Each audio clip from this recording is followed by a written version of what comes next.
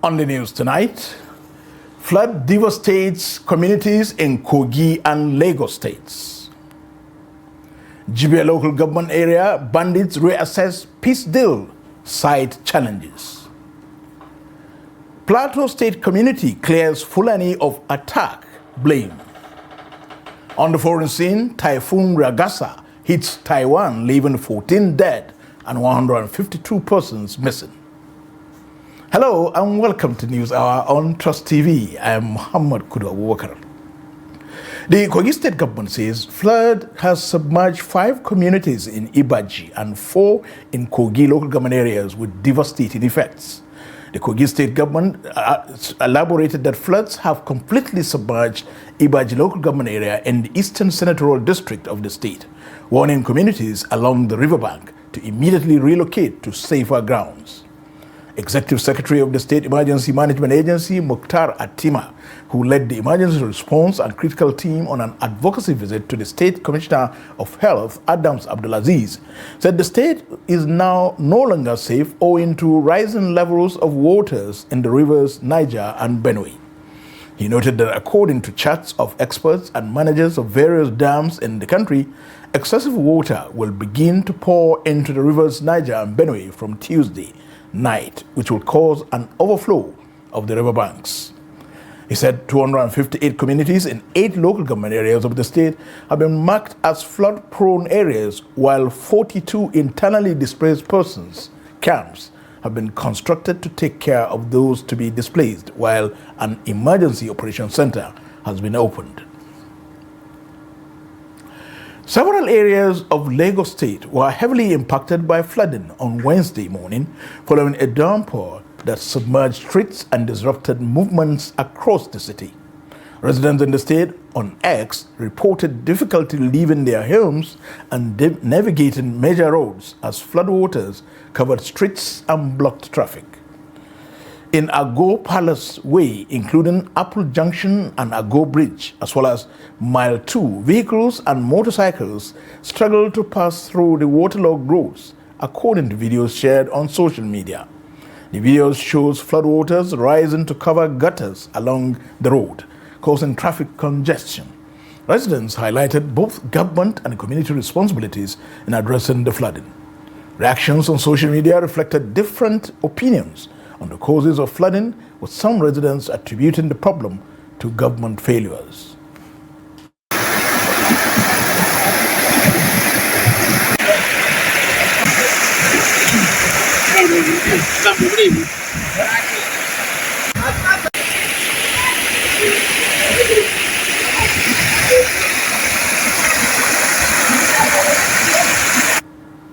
In another development, bandits and local authorities in Jibia local government area of Katsina State have held a meeting to review the 8-month-old peace deal, addressing emerging concerns and challenges.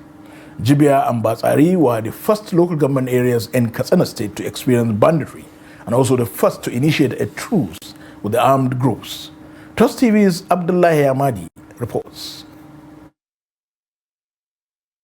The meeting with leaders of repentant bandits was convened to clarify grey areas in order to achieve lasting peace and sustain it.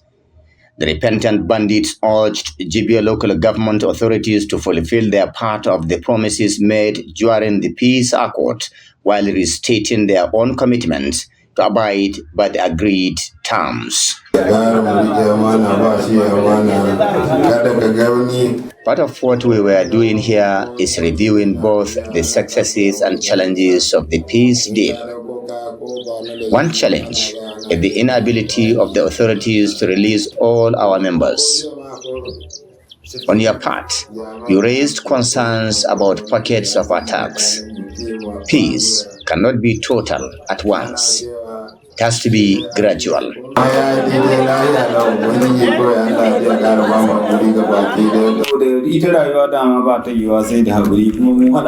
Now that we are enjoying relative peace in Jibia local government, what is needed is its sustenance.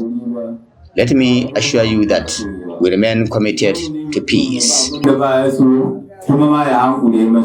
Bandit leaders Audu Lankai and Kantoma expressed satisfaction with the relative peace so far recorded between their members and Jibia communities, stressing that the truce can only hold if all parties adhere to the conditions. Jibia Council Chairman Siraj Adu explained how the peace deal was first reached about a year ago, assuring continued commitments to sustain peace for the benefit of the area, the state, and the country. From our side, Jibia Local Council is doing its best to uphold the peace deal. The only person still pending is one already prosecuted. For other conditions, we will look into them to ensure positive change.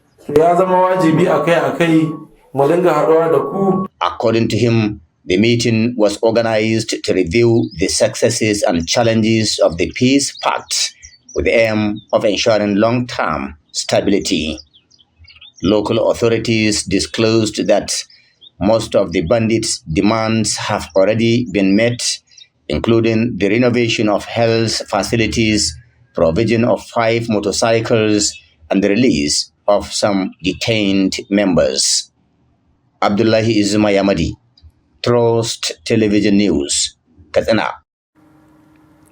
To transportation now, the Nigerian Safety Investigation Bureau on Wednesday published its preliminary findings on the Abuja-Kaduna train derailment that occurred on August 26, 2025 at Asham Station, confirming that 21 passengers sustained injuries, but no lives were lost. The train had departed Idu Station in Abuja at 9:45 a.m. en route to Regasa, Kaduna, carrying 618 persons, including Nigerian Railway Corporation crew, security personnel, and service staff. The agency confirmed that initial findings and recommendations have been published in its preliminary report, which is now available for download on the NSIB website. The NSIB emphasized that while the preliminary report provides an overview of the incident, ongoing investigations will inform the final document with more comprehensive safety recommendations aimed at preventing similar accidents in the future. In a statement issued on Tuesday, the corporation confirmed that its engineers had re-railed and recovered all coaches and locomotives affected by the accident. Minister of Transportation Saidu Ahmed Al-Ghali has announced that the Kano Maradi standard gauge rail project will reach Katsina by December 2025 and is scheduled for full completion by March 2027. Minister Al-Ghali made this known on Tuesday at the second Transport Summit of the Transportation Correspondents Association of Nigeria, TCAN, in Lagos.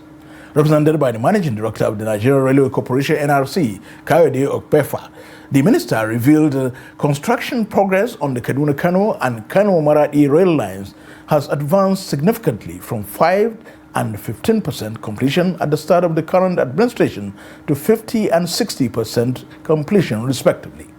He also disclosed that the Federal Executive Council recently approved the construction of modern bus terminals in Abeokuta, Onitsha, Warri, Kano, Lokoja, and Gombe. According to him, the initiative will address operational inefficiencies, reduce intra-city traffic congestions, eliminate unregulated motor parks, and enhance passenger safety nationwide.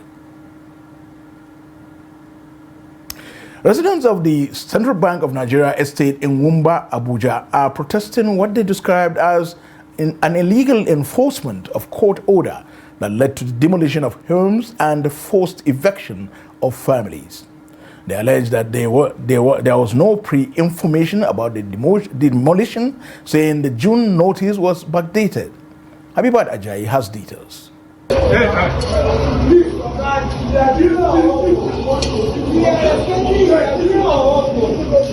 It was chaos Wednesday morning at God's own estate within the CBN estate in Wumba along Lokoguma Road.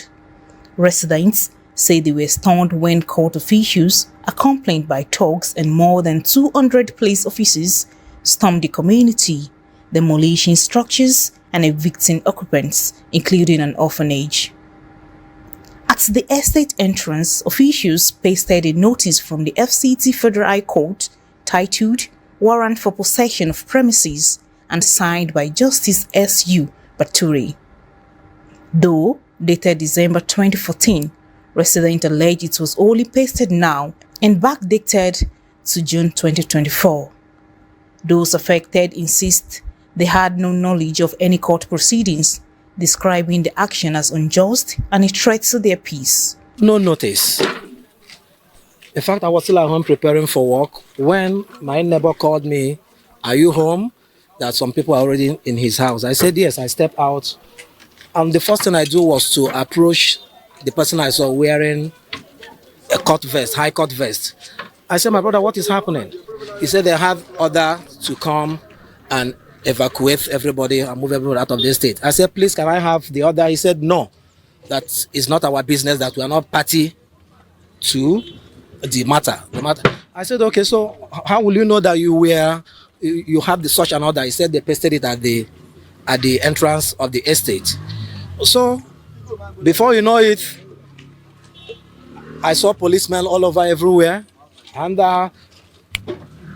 before I could say Jack, they are inside my house. But I said, "Who are these people?" They said they came for enforcement. The first question I asked, enforcement with who? With the touts?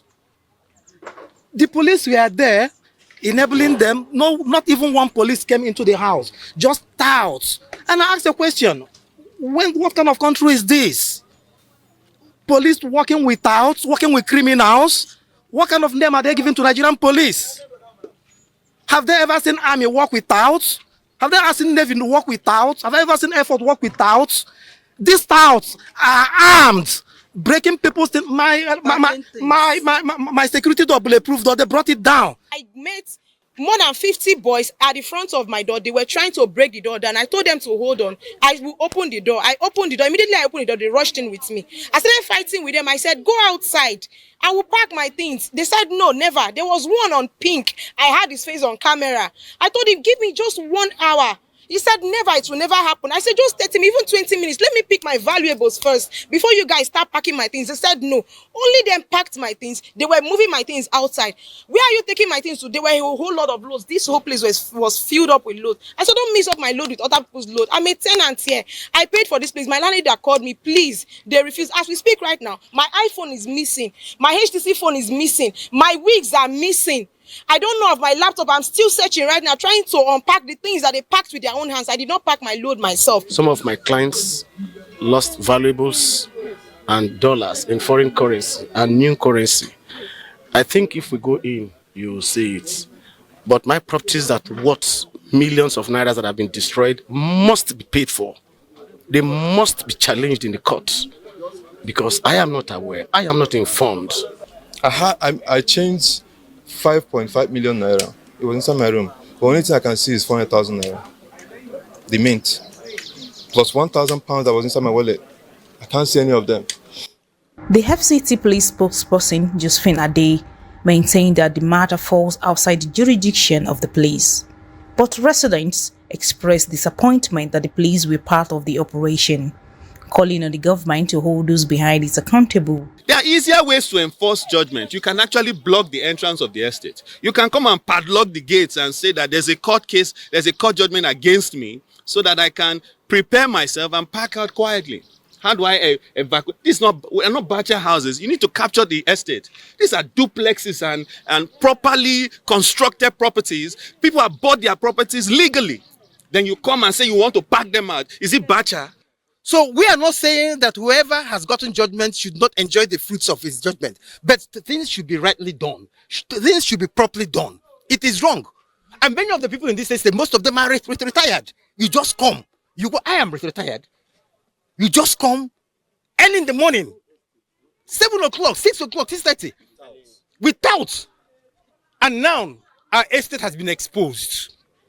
It's been exposed. So we cannot, and I want residents of the estate to know that the peace and the serenity we have been enjoying in this estate cannot continue because the Nigerian police, they have exposed this estate.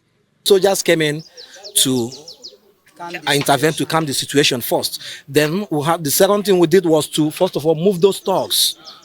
Because the level of insecurity we have in this estate now should be top notch.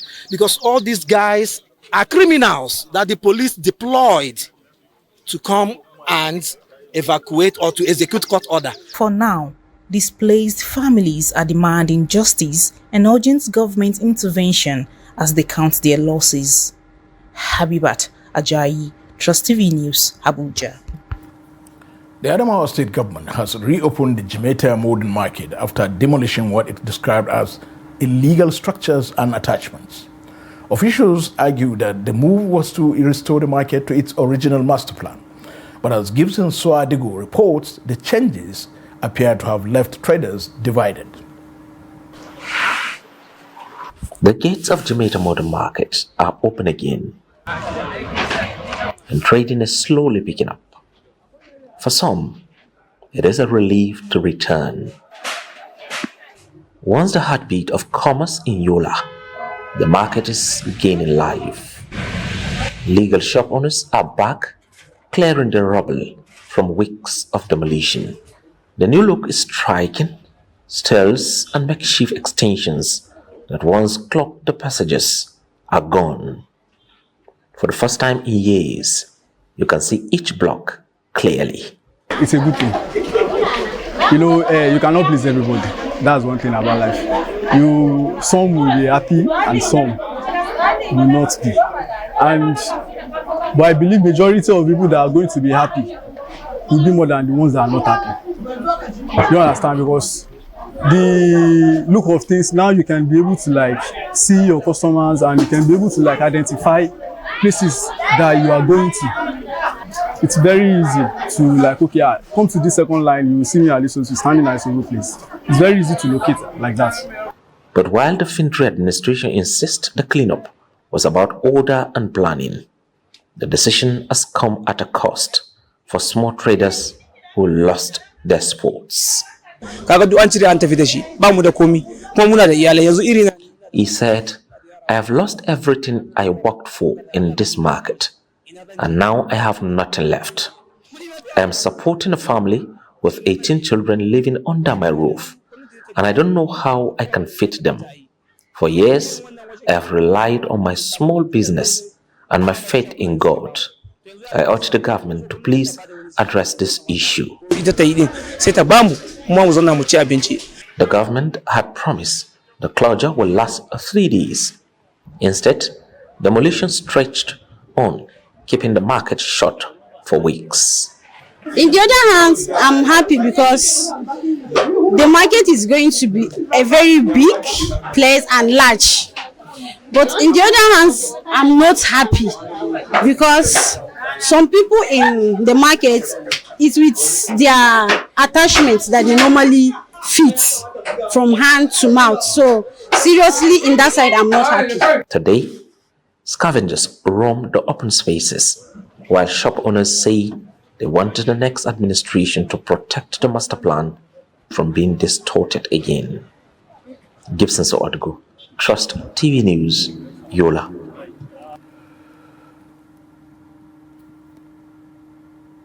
Governor Dick Korada of Katsina State has appealed to medical professionals to place patriotism above financial gains.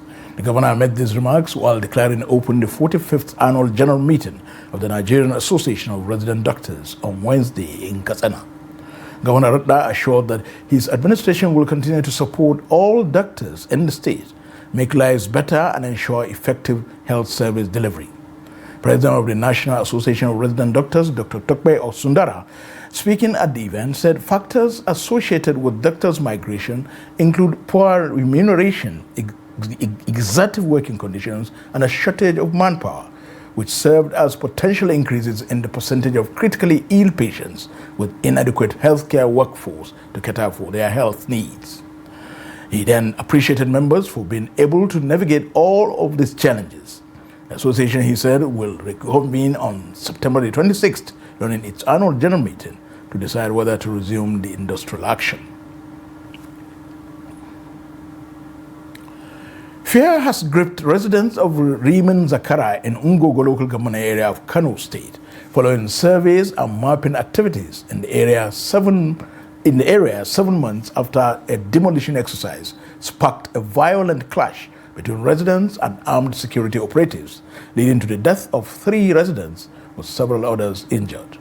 Land authorities and management at Bayero University, Kano, commenced the demolition exercise in February this year to recover land encroached by the community.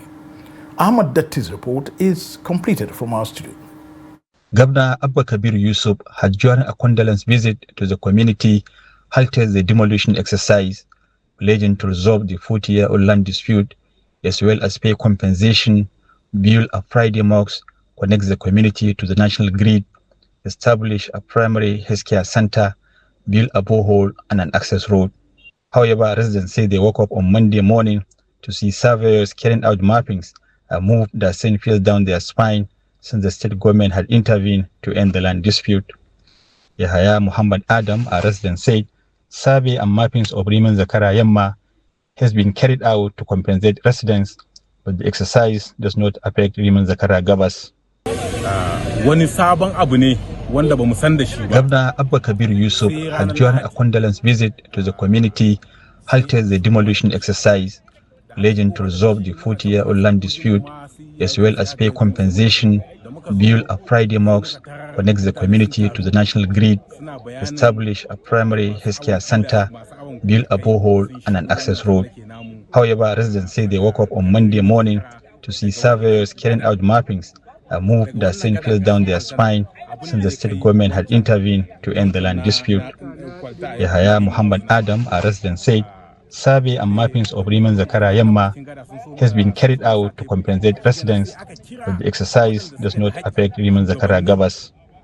Aminu Saleh Ibrahim, a community leader, said Riman Zakara Gabas is not part of the demarcated area where compensation will be paid. We woke up to see people in our area conducting surveys and measurement of our lands, and therefore call our leaders.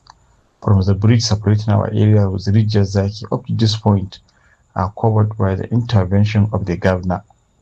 Besides, since the land dispute BUK had been resolved, what are they coming to do? Abba Hikima, a lawyer engaged by the community, said the people were not fighting anyone, but seeing people surveying their lands caused them to be agitated. And their complaint is that there was a prior promise by His Excellency the Governor of Kogi State to the effect that all of these people who are inhabitants of this area shall continue to remain in their area, because there are actually three groups. There is part of these people whose property actually fell under what is now believed to be the territory of Bayero University. And there are those who are actually resident, or their houses actually fell in the boundaries in which I understand the Kano State government is trying to now do some kind of layout. So the government is trying to compensate them. In fact, the government has even begun to compensate these people. And then there is the part of these people, which is the majority, that their house fell in Riman Zakara East. These people, there are promises and assurances that their properties have not been affected by this exercise. And so they have relented, I would say. They are living peacefully in their houses. Only for them to wake up in the morning and see some people actually measuring and taking assessment of their houses. This is actually going to be disturbing. In June this year, demolition scare gripped the community when some residential buildings were marked with red paints, prompting the community leaders to clarify that the markings were merely documentation for purposes for future developmental projects. Spokesperson of the Ministry for Lands and Physical Planning, Aliyu Zangina, did not respond to a phone call to shed more light on the dispute. Ahmad Datti, Trust TV News, Kano. The Chief Judge of Federal Capital Territory, Justice Hussaini Baba Yusuf, has charged no fewer than 35 inmates awaiting trial across the two custodial centers in the Kefi local government area of Nasarawa State. Justice Baba Yusuf discharged the inmates during a visit to the medium security custodial center, Kefi, on Tuesday. The intervention, facilitated by the Public and Private Development Center, a non-governmental organization, saw to the release of the 35 inmates, who included 33 males and 2 females. One of the males, Muhammad Abdullahi, was discharged after being incarcerated for a year without a single appearance in any court in Nigeria. In an interview with newsmen shortly after the exercise, Chief Judge said the essence of the prison visit was to ensure that those who are not supposed to be in the facility are allowed to go free. He explained that the exercise would be a routine one to ensure that persons who are not allowed to suffer, or rather persons will not be allowed to suffer unnecessarily in custody when they should not be there. Inspector General of Police Kayode Ogbetokun has placed a nationwide ban on parading suspects, citing adherence to global best practices and fundamental human rights. According to him, this directive is part of the Nigeria Police Force's modernization efforts and reflects its dedication to respecting the fundamental rights of all individuals, including those suspected of criminal activity. Of course, it is true that when you shame an offender, others learn not to commit that same offense. It serves as deterrence to others who may wish to commit that same offense. I agree with you, but our law does not permit us to parade suspects. Criminal suspects, we don't parade anymore because we are law enforcers. We cannot be seen to be breaking the laws that we are supposed to enforce. President Bola Tinubu has summoned Ibok Ete Ibas, the immediate past sole administrator of Rivers State, to the State House in Abuja. Ibas arrived at the State House on Wednesday around 5:50 p.m. Ola Olukoyede, chairman of the Economic and Financial Crimes Commission, EFCC, and Wole Edu, Minister of Finance, were also seen arriving at the villa around the same time.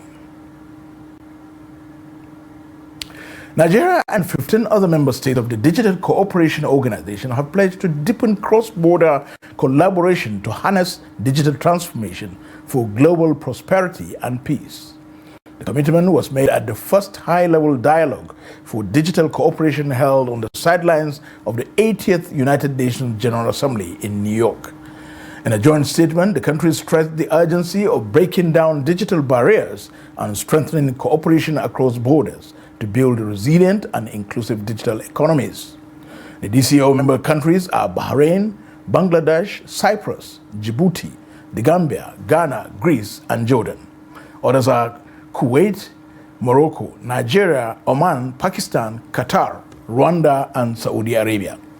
The governments further committed to aligning their national efforts with common principles of digital inclusion, responsible innovation, and robust digital ecosystems. President Bola Tinubu has conferred national honors posthumously on 4 late Ogoni leaders: Albert Bade, Edward Kobani, Theophilus Orage, and Samuel Orage, popularly remembered as the Ogoni Four. President Bola Tinubu made the announcement while receiving the report of the Ogoni Consultations Committee at the State House in Abuja. He urged the people of Ogoniland to embrace reconciliation and unity after decades of division, assuring them of his administration's commitment to the Ogoni cleanup and empowerment programs. The National Security Advisor, Nuhu Rabadu, who presented the report, said the consultations captured inputs from all 4 Ogoni zones, including local communities, traditional rulers, and the diaspora. May their memories continue to inspire unity, courage, and purpose among all of us. May be peace and prosperity they sacrifice for continue to abide with us. I urge the Ogoni people across the clans, communities, and generations to close ranks. Put this dark chapter behind us and move forward as a united community with single voice. Reconciliation is not an erasure of history. It is the commitment to write the next chapter together. Lasting peace, unity, and a sense of complete justice within the Ogoni Nation and the broader Niger Delta region. Different aspects of our own lives. Ogoni is one. 30-something years of very unfortunate history. He rights it now, the wrongs. It was his instructions that we will carry out this dialogue, community engagement, talking with the people and getting to understand, to move forward. Articulation succeeds, then the Ogoni thing should succeed. And I think what has happened today has rekindled that hope, giving a model for reconciliation and for peace to reign. We're going back that the doors for justice is being opened for our people, and that collectively we will march through that door with the government and the Ogoni people. You're watching News Hour on Trust TV. Coming out after the break, Plateau community clears Fulani group of blame on attack. We have more news when we return. Don't go away. Welcome back to News Hour on Trust TV. Let's take a look at our top stories again. Flood devastates communities in Kogi and Lagos states. And GBA local government bandits reassess peace deal side challenges.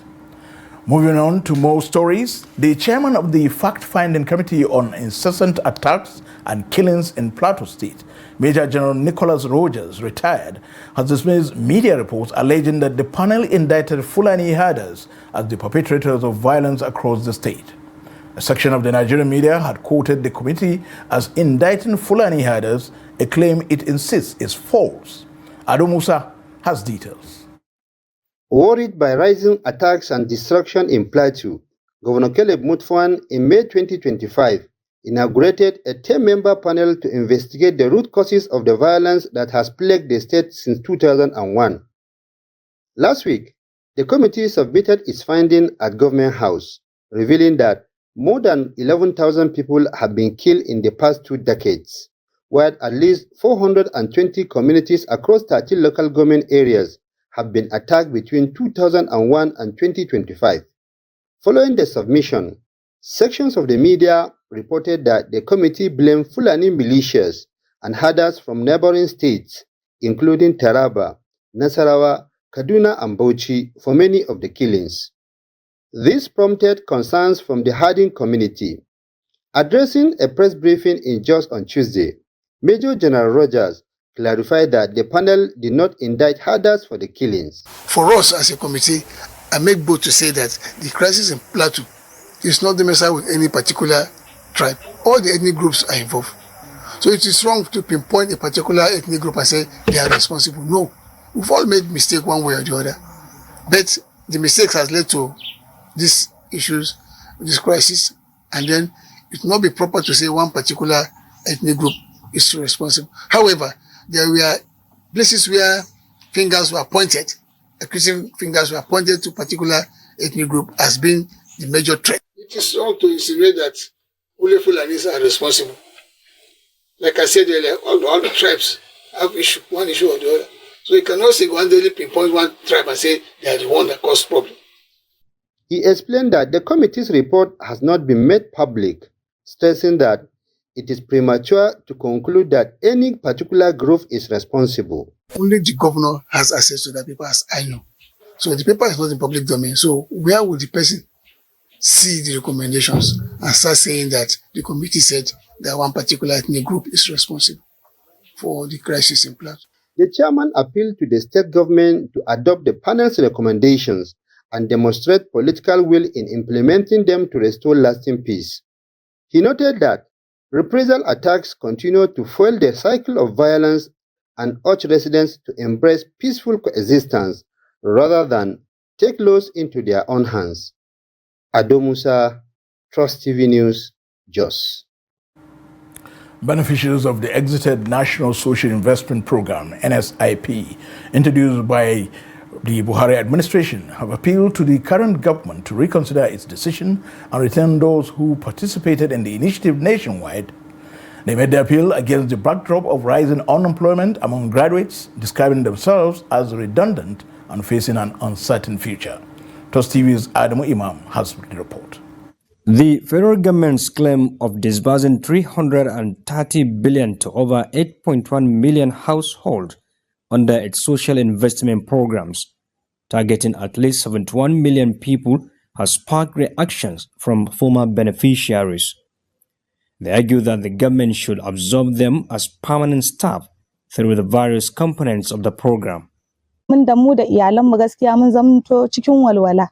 Honestly, we benefited really from N-Power as N-Tech beneficiaries, but since we exited, life has been tough. Jobs are scarce. We appreciate the program's impact, and I am appealing for its revival or for us to be retained. I'm currently redundant, so I am volunteering at a primary school to help my family. So up to now, we had anything about this. But if I remember, during Bari regime, there is a Minister of Humanitarian, which is Sadia Umar Farouk. She even pays our name, those who they are participating in Empower first batch at Abakatawa University. We even see our name there. We go and take the workshop for give us the disbursement money or some items that we are performed the work with it. But so up to now, we have not had anything about the issue. Civil society groups who monitor the NSIP alongside social policy analysts stress that the initiative should be sustained given its impact on ordinary Nigerians. But when you talked about you need to know somebody before you get something, this is the Nigerian syndrome. But in SIP, there was this, jinx that was broke, where a child of nobody will have some certain amount under the SIP program. And then our kids were being fed in our primary schools. It encourages school enrollment, and then it encourages retention, and then completion. There was some challenges around vendors not supplying food the way it's supposed to be. But when we started the monitoring and we spoke to the vendors, they changed, they started doing the right thing. The children enrollment in school improved. Is a very good one. They further commended the previous administration for enrolling beneficiaries in a transparent process with little or no record of corruption. Adam Imam, Trust TV News, Bauchi. The National Drug Law Enforcement Agency, NDLEA, is proposing mandatory drug integrity tests for drivers seeking licenses. The test, according to the agency, is part of efforts to curb the rising cases of drug-influenced road crashes across the country. The NDLEA chairman, retired Brigadier General Buba Marwa, disclosed this in a goodwill message at the National Summit of the Special Marshals of the Federal Road Safety Corps, FRSC, on Wednesday in Abuja. General Marwa, who was represented by a Deputy Commandant General of Narcotics, Umaru Ambrose, described FRC and NDLEA as partners in progress. He emphasized that while the Corps was on the roads to prevent accidents and assist victims, the NDLEA is focused on addressing the underlying causes of crashes, security problems, and health challenges. General Marwa revealed that both agencies were working on a memorandum of understanding that was nearing completion and will benefit the public once unveiled. The Senate will, on the 7th of October 2025, decide if the suspended lawmaker representing Kogi Central, Senator Natasha Akpoti-Uduaghan, will resume her official duties or not. Kenny Okolubo, Consultant Communication and Strategy Office of the Senate President, said this in an interview on Wednesday. Senator Natasha was on March 6, 2025, suspended for 6 months over alleged violation of Senate rules. Her suspension followed her dispute with Senate President Godswill Akpabio, whom she accused of sexual harassment, a claim that Senator Akpabio has denied. Upon the completion of the 6-month suspension, the lawmaker's office was unsealed on Tuesday. However, it was unclear if the lawmaker has been allowed to resume her official legislative duties despite pending court cases. Asked if Senator Natasha has only gotten access to her office but hasn't resumed her official duties, Okolobo simply said every other decision will be taken by the senators when they resume on the 7th of October. Aggrieved staff of the National Assembly Service Commission from levels 13 downward on Wednesday protested at its office in Abuja over poor salary and other welfare packages, lack of training, as well as benefits not paid when due. According to them, 4 of their colleagues have died in the space of 2 months over poor welfare. But in a twist, after one of the agency's commissioners addressed them, the protesters began harassing Trust TV crew out of frustration, despite soliciting the Trust TV's coverage of the protest.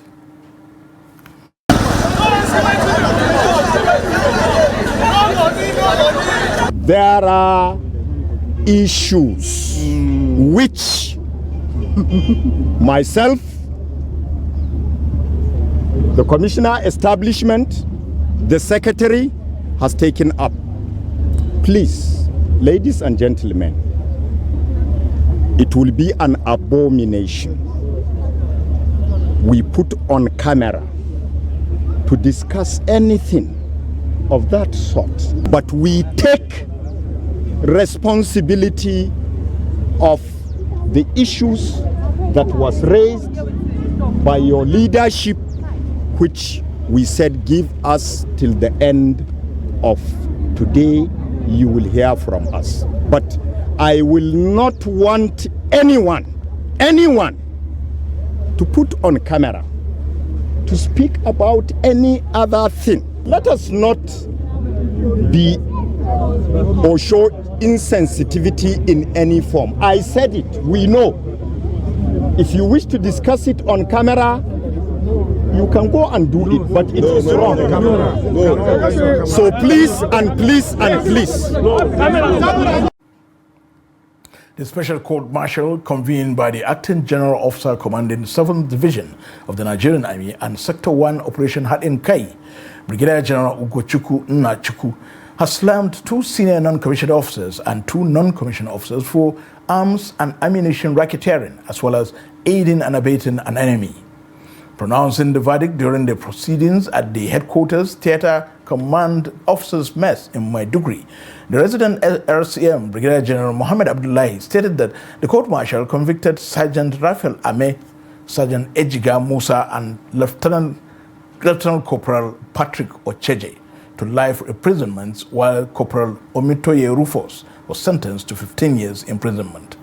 The sentencing came after they pleaded guilty to several counts of charges ranging from theft, unlawful dealings in ammunition, offense in relation to service property, as well as aiding the enemy, which are all punishable under the relevant sections of the Armed Forces Act, laws of the Federation of Nigeria. In the case of Sergeant Ame Raphael, a documentary evidence admitted before the court revealed that as an armorer with 7th Division garrison, the SNCO conspired with late Corporal Ogbogo Isaac to pilfer ammunition from the division's arms store. It was further revealed that he collaborated with one Inspector Francis Ajayi and Francis Manasseh, all of the 30 police mobile force, to conceal arms in bags of bins and smuggle them to Enugu and neighboring states for use by criminals. Meanwhile, the Inspector General of Police, IGP Kaide Gwetokun, has formally asked the Federal High Court sitting in Abuja to issue a bench warrant for the arrest of ex-Senator Andy Uba over a 400 million naira job scam. The police intend to arrest Senator Uba and bring him to court for trial. The IGP sought the arrest order on Wednesday following the persistent absence of Senator Uba, who once represented Anambra South in the Senate, to appear in court for the arraignment over the alleged appointment fraud. The trial judge, Justice Mohammed Umar, had in July slated Wednesday for the arraignment of Senator Uba and his co-defendant, Benjamin Etu. When the charge was called on Wednesday, counsel to the defendants, C.L. Odiniru, apologized for Senator Uba's absence and said the former senator is sick and receiving treatment in the United States. Counsel to the prosecution, IGP Aminu Abdullahi, however, told the court that the defense counsel had, during previous proceedings in the matter, given sickness as reason for the absence of the first defendant, without adducing any documentary evidence to show that he is actually sick and cannot face trial. Senator Uba and others were accused of obtaining by false pretense via a presentation to Mr. George Ubo that they had perfected ways for giving appointment as Managing Director of Niger Delta Development Commission, NDDC, to any interested person who could afford 400 million naira. No fewer than 14 shops were destroyed by fire at Ogundigbe Market, Ibadan, Oyo State capital, on Wednesday. Special Advisor to Governor Seyi Makinde on Fire Reform and Chairman of the State Fire Services Agency, Moruf Akiwande, who confirmed the incident, said the fire emergency was received through a phone call at about 3:50 a.m. on Wednesday. reporting that the shops were on fire at the market. Akiwande said fire personnel were promptly mobilized and responded to the distress call and met 14 out of 42 shops already alight on their arrival. He explained that the personnel swiftly swung into action to curtail the fire while also restricting it from spreading to other nearby shops. Akiwande added that post-fire incident investigation was in progress to ascertain the causes of the incident. He urged the traders across the state to be conscious of fire and emphasized the importance of having extinguishers in their respective shops to tackle such fire incidents at this initial stage. The Depot and Petroleum Products Marketers Association of Nigeria, DAPMAN, has called for transparency in the pricing framework of the federal government's Naira for crude oil policy, stating that the true cost at which refineries receive crude must be made clear to Nigerians. At the inauguration of our ad hoc committee on policy in Abuja, the executive secretary of the association, Olufemi Adeole, noted that petrol pump prices are directly tied to the crude supply cost and insisted that openness in pricing will help prevent public suspicion of manipulation. That man pledged to work with the committee to ensure the policy delivers better outcomes for citizens. A representative of Edo Refinery, Charles Merole, highlighted the challenges operators face in sourcing crude.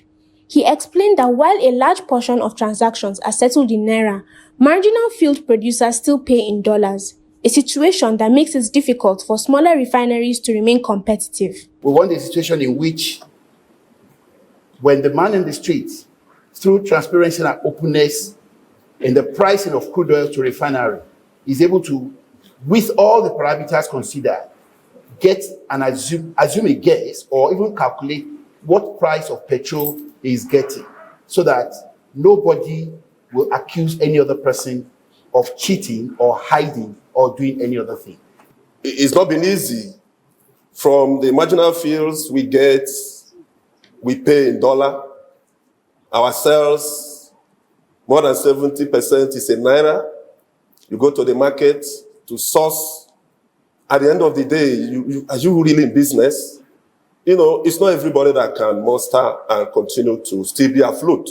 Earlier, while declaring the event open, Speaker of the House of Representatives, Abbas Tajuddin, represented by Minority Leader Kingsley Chinda, noted that the Naira for crude oil policy has far-reaching implications for foreign exchange stability, revenue generation, and energy security. The committee chairman, Boniface Emeringwa, outlined the panel's mandates to identify risks, engage stakeholders, and produce evidence-based recommendations that would help the House ensure the policy aligns with national economic priorities. The Naira for crude oil policy carries significant implications for Nigerians' foreign exchange stability, revenue generation, and long-term energy security. A thorough examination of its framework will enable the committee to determine whether the policy is achieving its intended objectives. The volatility of the foreign exchange markets, over-dependence on the dollar, and persistent challenges facing our economy makes it imperative that we employ innovative ways to strengthen our currency, reduce external vulnerabilities, and secure long-term benefits for Nigerians. Speaker Abbas had earlier urged the committee to assess the feasibility, coordination, and sustainability of the initiative while working closely with stakeholders across the industry. In business, the Central Bank of Nigeria, CBN, has assured Nigerians of adequate supply of banknotes to meet the expected surge in demand during the forthcoming Yuletide season. The assurance was announced on Wednesday at the flag-off ceremony of a nationwide roadshow sensitization campaign on proper Naira note handling organized by the CBN. CBN Deputy Governor Operations Bala Bello said except there is behavioral change, poor handling of the banknotes will continue to raise the cost of printing and replacement of currency, which causes frustration in everyday transactions and weaken confidence in the national currency. Bala Bello discouraged holding of the notes, especially as the festive season approaches, adding that doing so harms everyone, denies others access to cash, disrupts circulation and puts undue strain on the system. CBN's Director of Currency Operations and Branch Management Department, Shikiru Adedeji Adetona, who represented the CBN Deputy Governor, assured that ahead of the season, the bank has made sufficient arrangements to ensure adequate supply of banknotes to meet demands nationwide. Still on the central bank, the CBN has raised concerns that abuse of the naira is driving up the cost of printing and replacing banknotes. The warning came on Wednesday at the flag off of a nationwide sensitization campaign on proper naira handling held in Abuja.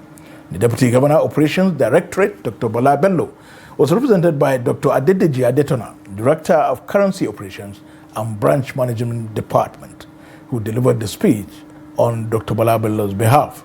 He warned that if corrective measures are not taken, Nigerians will continue to bear the consequences. The campaign themed Naira Our Pride, Handle with Care, is aimed at changing behaviors and instilling respect for the national currency. The Deputy Governor stressed that the CBN cannot achieve its goals alone and called for the collaboration of banks, transport unions, traders, schools, civil society, religious organizations, and the media.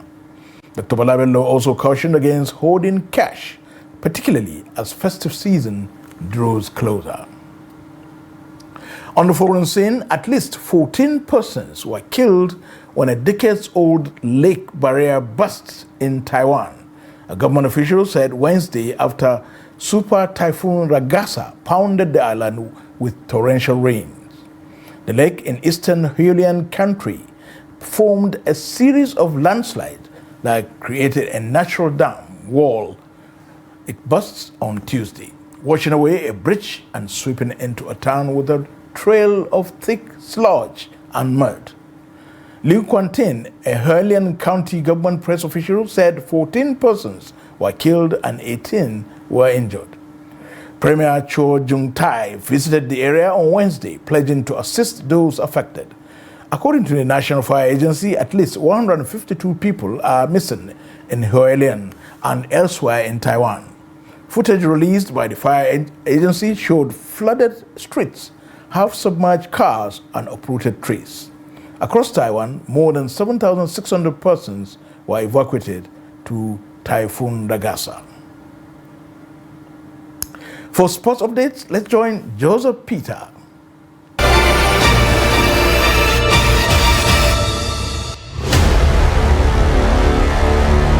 National Sport Commission (NSC) has averred that the federal government is ready to host the first ever Commonwealth Games to be hosted on African soil, expected to be held in Nigeria in 2030. The Director of Press, National Sport Commission Kehinde Ajayi, quoted NSC Chairman Shehu Diko while addressing members of the Commonwealth Sports Bid Evaluation Committee on visit to Abuja that President Bola Ahmed Tinubu, GCFR, is sleepless to bring the Games to Africa for the first time, describing the effort as a major step toward inclusivity in the Commonwealth sporting community. In a reflection of the government's commission to hosting the 2030 Games, the Chiefs of Staff to the President, Honorable Femi Gbajabiamila, hosted the Commonwealth Games delegation on behalf of President Tinubu. In attendance at the meetings were 9 members of the Federal Executive Council, including Minister of Youth Ayodele Olawande, Minister of Culture and Creative Economy Hannatu Musa Musawa, Minister of Women Affairs Hajia Imam Suleiman Ibrahim, Minister of Environment Balarabe Abbas Lawal, Chairman of the Nigeria Broadcasting Commission Charles Obuebu, and other top government officials.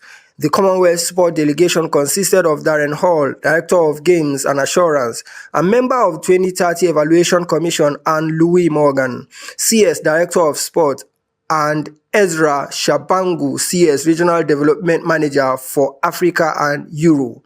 Considering the previous success achieved by Nigeria in hosting various international events, the Giant of Africa has a good chance of winning the hosting rights, with India posing as a worthy competitor in the quest to host the Games that goes way back into the 1930s, with Hamilton, Canada being the first city to host the inaugural Commonwealth Games.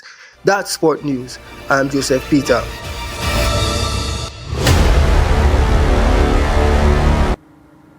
And that concludes this edition of News Hour this Wednesday. Don't forget to follow us across all our media platforms and join our YouTube live stream for more news. Thank you for watching. I'm Muhammad Kura Abubakar.